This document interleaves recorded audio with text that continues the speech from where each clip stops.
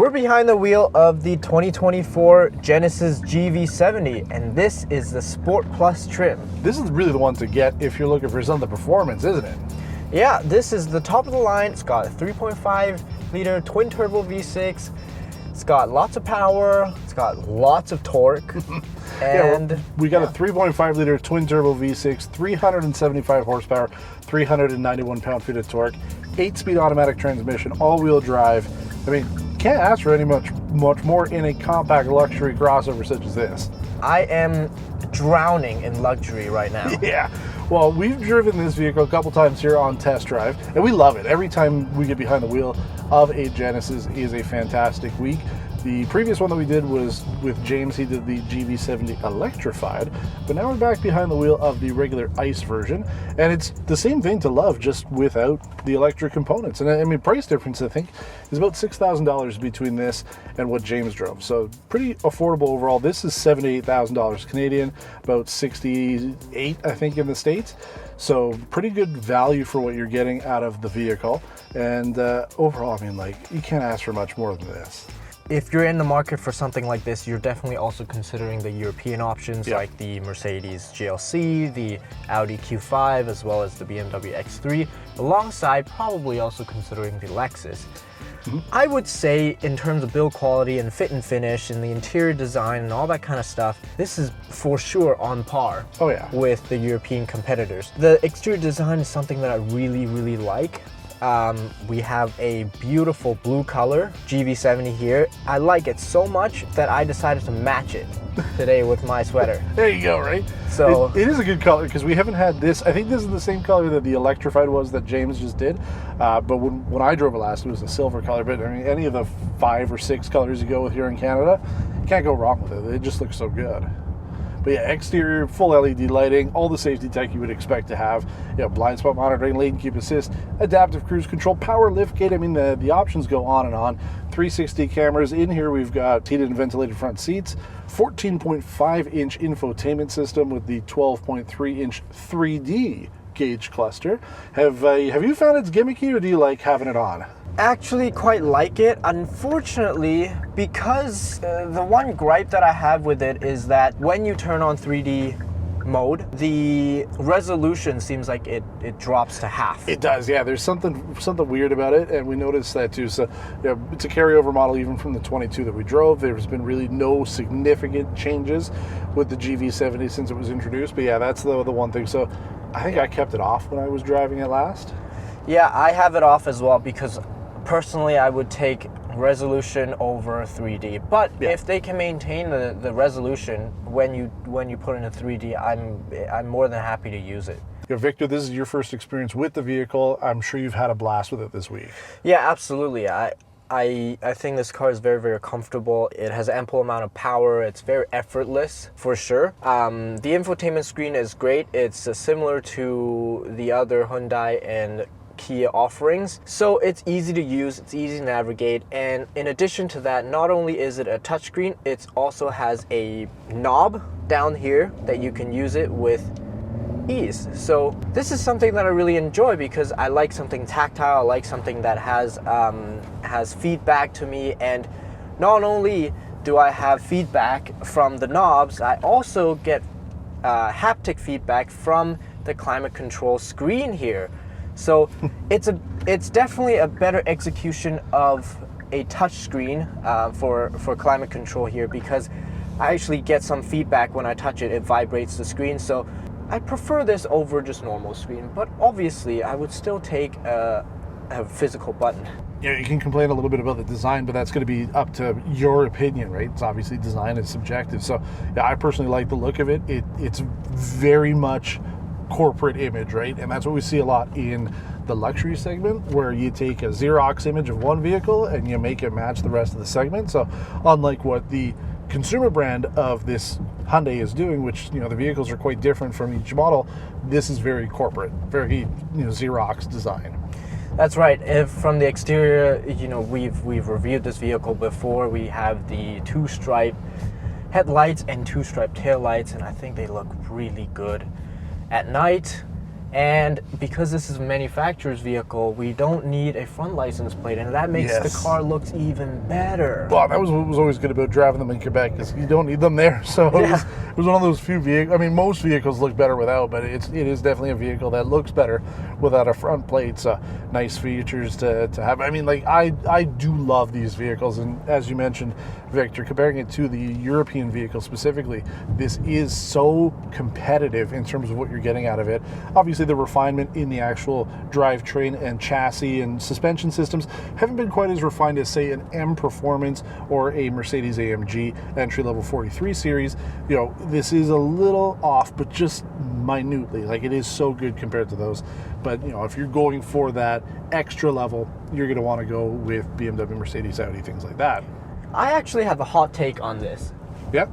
I think I prefer the base model of this vehicle. Interesting. Yeah, the base model of this GV70 starts at 60,000 Canadian dollars, and it already includes things like heated front seats, ventilated front seats, and heated rear seats.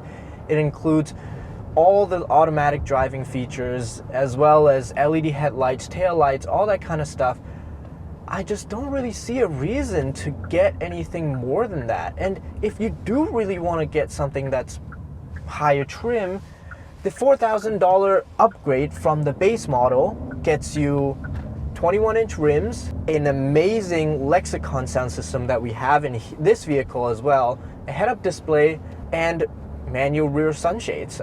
What more could you want in a vehicle like this? I appreciate the 3.5-liter turbo engine, but in my opinion, this feels more like a Mercedes 450 engine than a 43 engine. This feels more like a 50 engine. You do get a lot of performance out of it, and that's what's great about Genesis. We were talking before we started filming, just kind of jaser, as we say in French, but you know, when you compare what Genesis offers, you can get a fully loaded 2.5 version of this vehicle with all the features, so you don't have to go up to the higher engine, but you still get the same luxury experience without having to not necessarily sacrifice on performance, but you know, you're getting all that with that engine. So good amount of stuff from Genesis, whichever one you go with. We've only driven this one, so this is obviously the one that I would take, but yeah, you got good choices out of it.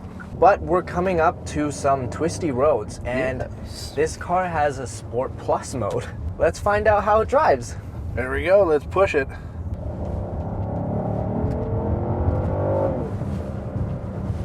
Yeah, it definitely goes, eh? Yeah, it does. And what's amazing about this drivetrain is that it is actually very similar to the one that we have in the G70 and the Stinger GT, which the all-wheel drive system allows you to slide the back out just a little bit, and it definitely adds to the fun, I would say. Oh, you got the paddle shift mode there too, so yeah, good amount of performance out of this vehicle. I mean, you're not going to be disappointed no matter which one you go with. Yes. However, I feel like the suspension is a little bit too soft for a spirited drive like this. Ultimately, this is a lifted, sort of a higher car, so you want to be a little bit more careful in terms of the turning dynamics and the handling. It's not nearly as close to a G70 and the Stinger in that sense. But overall, I am having a blast in this vehicle. Several times swings a little bit of the back out, which is a very fun experience to have. It's very controlled, so you don't have to be concerned about the safety aspect of it, but fun for sure. Well, yeah, and again, there's really no downsides to it unless you're going for a little bit more refinement, right? And I know what you mean. We were taking those corners back there. You can feel like the vehicle rolls a little bit. It's too soft, which you know, could be good for some people, because one of the complaints we used to hear, not so much as much anymore, but with the older M Sport suspensions on the BMW SUVs, the suspension was too firm for daily driving.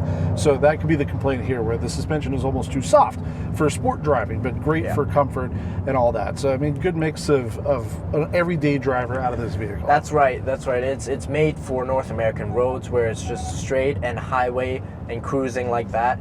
You know, here in Toronto, we have a lot of potholes, and comfort suspension is perfect for it. In addition to that, this vehicle actually comes with road detection suspension, where it looks to the front of the road and adjusts the dampers. Based on what's coming up. Yes, exactly. Yeah. Well, I think we need to switch roles. I'd like to drive it a little bit too before we head out. That's right. Let's take a stop here. We'll get behind the wheel for me and see what I think a couple years after with the GV70. All right, let's start off with launch control here. We're ready to go. It's only holding at about 1500, but off the line, not too bad.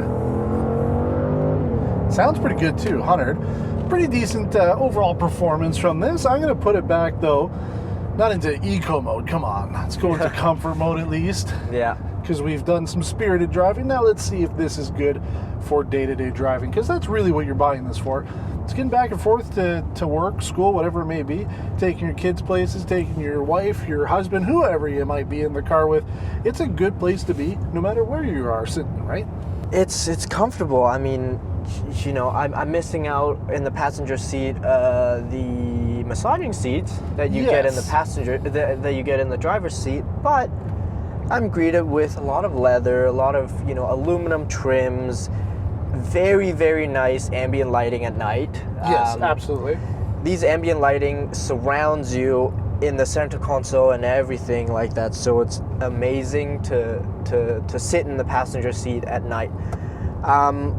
Because this is the Sport Plus trim, we also get some carbon fiber on the door panels and the side of the consoles and stuff like that. And that's really what I love about the interior here. You can see that the build quality not only is top notch, but they really do focus on the little details, because your door cards really do seamlessly line in to the leather stitch dashboard, and it just is a soft touch interior. We've got the Alcantara headliner, so not only do you have those upscale premium features, you're getting them for a price point that you go with a BMW Mercedes, it's going to cost you, close to $100,000, whereas this $78,000, $79,000, depending on whether or not you want the E limited slip differential in the back. Now that's a difference for 24 at least. It's so good. I mean, like, you're getting quite a bit with it. So I really do like the interior here.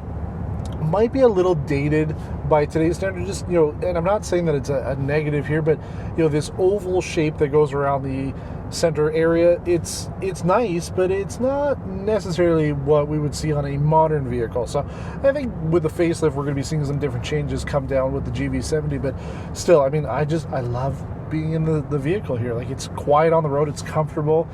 As I'm going to mow down these pedestrians here, these cyclists here, like, I don't think we'd hear them at all if I smashed into them. They'd just go right over the car and we'd have no problems whatsoever. So this is a really nice experience. And I mean, there's a reason why I keep seeing tons of them on the road, right? People love them, so do I. I want to talk a little bit more about the engine, because this is the SmartStream 3.5 liter twin turbo V6 engine. This is the successor to what you would find in the G70 and the Stinger, the 3.3 liter twin turbo V6 engine. And this obviously, or very clearly, apparently has less turbo lag than the 3.3 twin turbo. When we did the launch just then, it was very obvious that there were way less turbo lag, and Genesis tells us that it's 15% better on fuel than the previous engine. And I would believe that. Like, if I push it down, we're in comfort mode, car picks up speed, no problem, transmission can find itself. So I would absolutely believe that. And we didn't really get the true test loop numbers, but you were telling me on your way here that you got about, 10.5 liters per 100 kilometers? Yeah, 10.3, which would be mostly highway and a little bit of a city. Overall... That's from when you left Mississauga to come here, right? That's right. So that's total. So again, it's not quite apples for what we do on the test comparison, but still a good idea of what you'd be doing, because if you do take this on the highway a lot, that's a pretty good... Were you in sport mode, or was it comfort? It was actually in my custom mode, because I have found that the suspension to be a little bit too soft on the highway. Yep. So I turn everything into comfort except for the suspension in sport. And that's what's great about having a comfort or your own driver profile. to be able to set it up just the way that you want. So That's good right. stuff on Genesis there. But I think we've pretty much covered everything when it comes to this vehicle. Again, it just makes good sense to be looking at these vehicles if you really are in the market for something that isn't quite the full like performance level vehicle. You're looking for something that has some excellent features as well as good amount of performance underneath the hood, then you should definitely be considering the Genesis GV70. Final thoughts, Victor, before we wrap it up? I think this car is great. I would still take the base model. There you go, Genesis. If you're listening, let us take a look at the base model. You know, typically the manufacturers like to put the fully loaded stuff, but it is important to look at those other trims available out there. So maybe we'll be able to have a chance to do a video on that. Yeah. Maybe Victor's just gonna buy one, so we won't have to do a review on it with the press vehicle. We'll just do his car. That's right. Thank you for watching. Until next time, take care.